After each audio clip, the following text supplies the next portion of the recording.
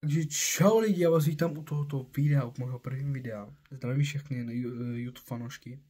Lidičky, tohle je moje první video, chci vám říct, že teď je 5 hodin a 22 minut.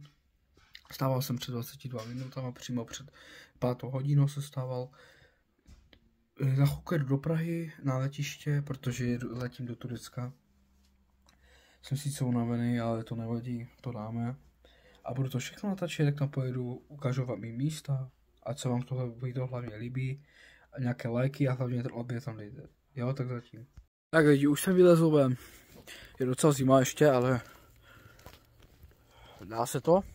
Mám na sebe jenom tričko a kraťasy, nebral jsem na sebe mikinu a tak dále. Takže lidi, za chvilku jedeme, Praha, směr Praha. Cesta by trvala asi tak hodinu, protože já jsem teď v Bečově, což asi nevíte, co to je. Není to město, to je obec, vesnice, je to blízko mostu, lidi.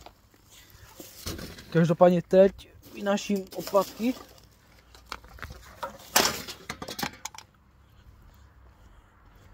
A já jdu nastoupit do auta.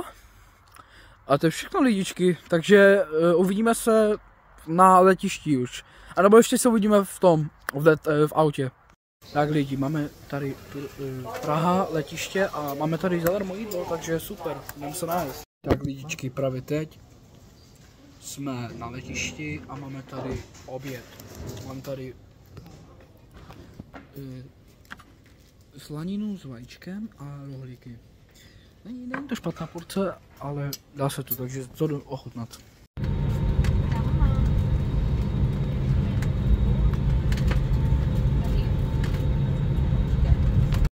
Lidi, tak se najet.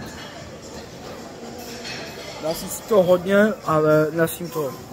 Dá se si to hodně.